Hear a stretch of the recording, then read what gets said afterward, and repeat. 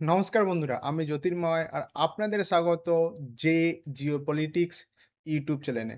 আর আজকে আমি কথা বলবো আপনাদের সাথে যে ট্রাম্পের সময়টা জানি না আমার মনে হচ্ছে অতটা ভালো যাচ্ছে না। কেননা জাস্ট একদিন আগেই ট্রাম্প শক খেলেন ইউকের কাছ থেকে। ইউকে ট্রাম্পকে পারমিশন দেয়নি তাদের এয়ারবেসকে ব্যবহার করার জন্য। আর গতকাল ট্রাম্প আবার শক খেলেন। এবার শক খেলেন কিন্তু নিজের দেশের মধ্যেই। কেননা সুপ্রিম কোর্ট ট্রাম্পকে পরিষ্কার জানিয়ে দিয়েছে যে ট্রাম্প যে পুরো বিশ্বের ওপর নিজের মর্জি মতো যা ইচ্ছা ট্যারিফ বসাচ্ছিলেন, সে ট্যারিফটা পুরোপুরি ইললিগেল এবং সে ট্যারিফটাকে সুপ্রিম কোর্ট রিমুভ করে দিয়েছে। কিন্তু মজার বিষয় কি বলুন তো? ট্রাম্প কিন্তু আর যাই হোক না কেন হার একদমই মানতে চান না। কেননা এই সুপ্রিম কোর্টের অর্ডার আসার সঙ্গে, সঙ্গে মানে ১-২ ঘন্টার মধ্যে আমরা জানতে পারি যে ট্রাম্প আবার একটা ট্যারিফ লাগিয়ে দেয় পুরো বিশ্বের মধ্যে যেটা হচ্ছে 10%। আর আজকের এই ভিডিওতে আমি ডিটেইলস আলোচনা করব যে একবার যদি সুপ্রিম কোর্ট আগের যে ট্যারিফগুলো ট্রাম্প লাগিয়েছিলেন সেটাকে যদি তারা মানে ইল্লিগেল বলে সরিয়ে দেয়, তাহলে ট্রাম্প আবার কি করে ভাই নতুন ট্যারিফ চাপাতে পারে 10% পুরো পৃথিবীর ওপর? তাই না? এটা তো একদম লজিক্যাল কোয়েশ্চেন। আর এই কোয়েশ্চেনটা আপনাদের মধ্যেও নিশ্চয়ই আসছে। আর এই কোয়েশ্চেনের উত্তরে আমি আজকে এই ভিডিওতে ডিটেইলসে দেব। তো ১ম এই আমি আপনাদেরকে দেখাই যে নিউজ হেডলাইনগুলো, ঠিক আছে? ১ম নিউজ হেডলাইনটা কি? যে Trump loses India gain how tariff order could affected talks. আচ্ছা, এখানে তো আমাদের মনে আরো একটা কোয়েশ্চেন চলে আসবে যে তাহলে আমেরিকা আর ইন্ডিয়ার মধ্যে যে কিছুদিন আগে যে ইন্টিম ট্রেড ডিলটা হলো, যেখানে ধরা হলো যে আমেরিকা এবার থেকে আমাদের উপর 18% ট্যারিফ লাগাবে। তাহলে সেটা কি হলো? সেটা কি 18 প্লাস 10 হয়ে গেল? মানে আবার 28 হয়ে গেল নাকি? না, না, না, না। 28 হয়নি। সেটাও 10 এ এসে গেছে। কিন্তু কথা কি বলুন তো? যেহেতু আমাদের সাথে আমেরিকার ফাইনাল ট্রেড ডিল হয়নি। যে মেইন ট্রেড ডিলটা হবে সেটা জানা যায় যে মার্চ মাসের মিডে হবে। মানে পাতি কথায় বলি তাহলে এখনো আমাদের কাছে ২০ দিনের ওপর হাতে সময় আছে। তাই তো? কিন্তু এবার যে ইন্টিম ট্রেড ডিলটা হলো সেটাও কিন্তু আমি বারবার বলে দিই। আচ্ছা, আগে ১ম আমি ক্লিয়ার করে দিই যে ইন্টিম ট্রেড ডিল আমি কেন বলছি? আর ফাইনাল ট্রেড ডিল যেটা কেন বলছি যে মার্চ মাসের মিডে হবে?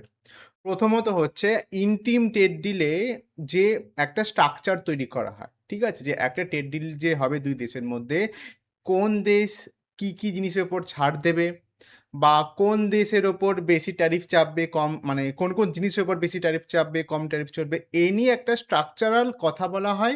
আর সেটাই হচ্ছে ইন্টিম ট্রেড ডিল, যেটা আমরা এতদিন ধরে শুনে আসছি ভারতের ওপর 18% চাপানো আছে। কিন্তু এটা আমাদের পরিষ্কার মাথার মধ্যে রেখে দিতে হবে যে ইন্টিম ট্রেড ডিল কিন্তু ফাইনাল ট্রেড ডিল নয়। এটা বাস একটা কথাবার্তা হয়েছে। এবার যখন ফাইনাল ট্রেড ডিল হবে ওখানে যে ট্যারিফটা ব্যাপারে ফাইনালি আলোচনা করা হবে সেই ট্যারিফটাই ভারতকে পে করতে হবে। একদম পাতি ভাষায় বুঝিয়ে দিলাম আমি। কিন্তু এর মধ্যেই একটা বড়খানা ড্রামা হয়ে গেল গতকালের সুপ্রিম কোর্টের অর্ডার আসার পর। তাহলে এবার ভারতের কাছে একটা অপশান থাকবে যে আমাদের উপর যে 10% ট্যারিফ চাপানো আছে, এটাকে কি আর ভারত কোনোভাবে কমাতে পারবে? কোয়েশ্চেনটা কিন্তু যেমন আপনাদের মনেও আছে, আমার মনেও আছে। কিন্তু এর উত্তরটা আমি এখন দিতে পারব না। কেন বলুন তো? কেননা এই ব্যাপারের উপর তেমন কোনো সোর্স নেই। আরো কিছুদিন যাওয়ার পর আমরা জানতে পারবো। কিন্তু একটা জিনিস পরিষ্কার, ট্যারিফ কমুক বা বাড়ুক সেটা আমাদের লক্ষ্য নয়। আমাদের লক্ষ্য, হ্যাঁ, এটা বলতে পারি যে ট্যারিফ যদি খুব কমে যায় তো অবশ্যই আমাদের এটা লাভ, এটা আমি ভুল বললাম। কিন্তু এছাড়াও ট্যারিফ যদি বেশি নাও কমে, আমাদের আরেকটা লক্ষ্য থাকবে ভারতের আশেপাশে যে দেশগুলো আছে, বাংলাদেশ বলুন, পাকিস্তান বলুন, চীন বলুন, শ্রীলঙ্কা বলুন, এইসব যে দেশগুলো আছে এদের থেকে যেন ট্যারিফ আমাদের কম থাকে। যেমন এই মুহূর্তে কিন্তু অলরেডি আছে। মানে সরি, আমি 18% এর কথাটা বলছি, 10% এর কথাটা বলছি না। তো এই জিনিসটা আমাদের মাথায় রাখতে হবে। ফাইনালি যে ট্রেড ডিলটা আমরা মার্চ মাসে করতে যাবো, সেখানে যেন আমরা সেইভাবেই কথাবার্তা বলি। আর আমার মনে হয় ভারত সরকার সেটা পুরোপুরি ট্রাইও করবে। কিন্তু এখানে কিন্তু এই ট্রেড ডিল থেকেও বড় যে জিনিসটা হয়েছে, সেটা হয়েছে কিন্তু ট্রাম্পের ইগো হার্ট। কেন বলুন তো? আমি এরও একটা কথা বলছি। ১ম এ আমি আপনাদেরকে একটা টুইট দেখিয়ে দিই। যেখানে ট্রাম্প বলেছেন যে, "Those member of Supreme Court who voted against our very acceptable and proper method of tariff should be ashamed of themselves. Their decision is ridiculous, but now the adjustment process begin and we will do everything possible to take in even more money than we are taking before." এখানে Trump clearly নিজেই বলছেন যে এবার ট্রাম্পে মানে সরকারের যে মেম্বারগুলো আছে তারা পুরো প্রসেস চালাবে, ট্রাই করবে যে আমরা যেন অন্যান্য দেশের থেকে আগের থেকেও বেশি টাকা নিতে পারি। আজব এদের মেথড, আমি এটাই বুঝতে পারছি না। আচ্ছা, এখানে আপনারা হয়তো একটা জিনিস খেয়াল করেছেন যে এখানে ট্রাম্প মহাশয় বলছেন, "Those member of Supreme Court who voted against very acceptable and proper method of tariffs" মানে এখানে কিন্তু আমি আপনাদেরকে আরেকটা জিনিস ক্লিয়ার করে বুঝিয়ে দিই। সুপ্রিম কোর্টের মধ্যে কিন্তু কোনো একজন ব্যক্তি মানে জাজ এই অর্ডারটাকে পাস করেনি যে ট্রাম্প ইল্লিগালি ট্যারিফটা পুরো বিশ্বের উপর চাপাচ্ছে। সুপ্রিম কোর্টে মানে আমেরিকার সুপ্রিম কোর্টে মেন বেঞ্চ একটা যেখানে বসে সেখানে ৯ জন জাজ আছে। এবার ৯ জন জাজ ভোট করবে যেখানে যে ট্রাম্প যে জিনিসটা করেছেন সেটা ঠিক কি ভুল। আর সেই ভোটে ৬ জন জাজ মানে ট্রাম্প যে ভুল করেছে এটাকে ফেভার করেছে। আর ৩ জন বলছে যে না, ট্রাম্প একদম ঠিক জিনিস করেছে।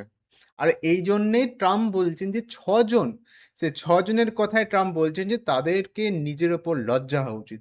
আমি বুঝতে পারছি না যে ট্রাম্প এই জিনিসটা কেন মানতে চাইছেন না যে সুপ্রিম কোর্টও মানছে যে সে এই জিনিসটা ভুল করেছে। আর সবথেকে বন্ধুরা মজার ব্যাপার কি জানেন? আজ পর্যন্ত কিন্তু আমেরিকার ইতিহাসে এই জিনিসটা কোনোদিনও হয়নি যে একজন প্রেসিডেন্ট তার কোনো দেওয়া অর্ডার সুপ্রিম কোর্ট এইভাবে খারিজ করে দিয়েছে। আর এর থেকে কিন্তু আরেকটা জিনিস আমরা একদম জলের মতো পরিষ্কার বুঝতে পারছি যে ট্রাম্প যে ট্যারিফটা চাপিয়েছিল অন্যান্য দেশের ওপর, এটা কিন্তু লজিক্যালি এবং লিগ্যালি এমনিতে তেমন পাওয়ারফুল ছিল না। যে কারণে কিন্তু সুপ্রিম কোর্ট এত সহজে ট্রাম্পের এই ট্যারিফটাকে রিমুভ করে দিল। নাহলে সুপ্রিম কোর্টের জন্য নিশ্চয়ই কঠিন হতো, তাই না? যদি ট্রাম্প একদম ভালো মতো প্রসেস সব ফলো করে যদি ট্যারিফটা লাগাতো, তাহলে সুপ্রিম কোর্টও কিভাবে এটাকে সরাতে পারত না। আরেকটা কথা হলো যে সুপ্রিম কোর্ট যে অর্ডারটা দিল যে ট্রাম্প ভুল জিনিস করছে, এরপরে কিন্তু ট্রাম্প আবার কাউন্টার ট্যারিফ চাপিয়ে দিল 10%। এবার তাহলে আমাদের মনে কোয়েশ্চেনটা কি আসছে? যে একবার যদি সুপ্রিম কোর্ট ট্যারিফ সরিয়ে দেয়, তাহলে ট্রাম্প আবার কিভাবে চাপিয়ে দিচ্ছে নতুন ট্যারিফ? আর এখানে আসছে এর খেলা। মানে আইনকে নিয়ে খেলা। কেন বলুন তো? আমি এর কারণ দিচ্ছি। ১ম যে ট্যারিফটা বসানো হয়েছিল পুরো বিশ্বের ওপর, যেটা ট্রাম্প নিজের মর্জি মতো বসাচ্ছিলেন, সেটা ছিল আ তাদেরই দেশের একটা অ্যাক্ট না হচ্ছে ১৯৭৭ সালের। আর ১৯৭৭ সালের এই অ্যাক্টটাকেই সুপ্রিম কোর্ট খারিজ করে দিয়েছে। আর এবার ১০% যে ট্যারিফটা লাগিয়েছে সেটা হচ্ছে 1974 এর। এবার মজার ব্যাপার কি বলুন তো? 1974 এ যে ট্যারিফটা ১০% চাপানো হয়েছে পুরো বিশ্বের উপর, এটা কিন্তু মাত্র ৫০ দিনের জন্য। মানে ৫০ দিনের জন্যই এই ট্যারিফটা ট্রাম্প মহাশয় পুরো বিশ্বের ওপর চাপিয়ে রাখতে পারবে, তার বেশি নয়। এবারে ১৫০ দিনের পর ট্রাম্প সরকার কি করে? সেটাই কিন্তু মজার বিষয় এবং দেখার বিষয়। এবার আমি আসি যে যখনই সুপ্রিম কোর্ট এই জিনিসটা অর্ডারটা পাস করলো, তখন কিন্তু সব রিপোর্টারগুলো ট্রাম্পের কাছে গিয়ে বলে, "তাহলে ভারতের সাথে যে ডিলটা হলো সেটা এবার কি হবে?" তখন ট্রাম্প কি বলে? "Nothing changes. Trump's big claim on India US trade deal after tariff blow." মানে কিন্তু ট্রাম্প মনে, মনে এখনো কোনো একটা মানে প্ল্যান করছে কিভাবে ভারতের উপর যে 18% ট্যারিফটা আছে ওইটাকে যেন 18% ই করা হয়। জানি না এটা কিভাবে করবে। কেননা ট্রাম্প চাইলে করতেই পারে, খুব একটা আশ্চর্যের বিষয় নয়। কেননা আমাদের বুঝতে হবে ইউএস এর প্রেসিডেন্ট এই জিনিসটা নিচ্ছে। হ্যাঁ, ট্রাম্প হয়তো ডিসিশন নিজের ইচ্ছা মতো নিচ্ছে। কিন্তু ট্রাম্পের ডিসিশনগুলোর ভ্যালু কেন সে পাচ্ছে? কেননা সে এই মুহূর্তে ইউএস এর প্রেসিডেন্ট। আসলে একটা কথা আছে না যে কুর্সির কথা সবসময় চলে। মানে আপনি যে চেয়ারে বসে আছেন না, সে চেয়ারের কথাটা সবাই শুনবেন। আপনি একবার চেয়ার থেকে সরে যান, আপনার চেয়ারের জায়গায় যদি অন্য কেউ বসে পড়ে, তারপর দেখুন না কজন আপনার কথা শুনবে। আর সেটাই হচ্ছে এই মুহূর্তে। এই মুহূর্তে ট্রাম্প যেহেতু প্রেসিডেন্টের চেয়ারে বসে আছেন, তাই তিনি তার নিজের মতো এই ট্যারিফের জিনিসগুলো করছেন।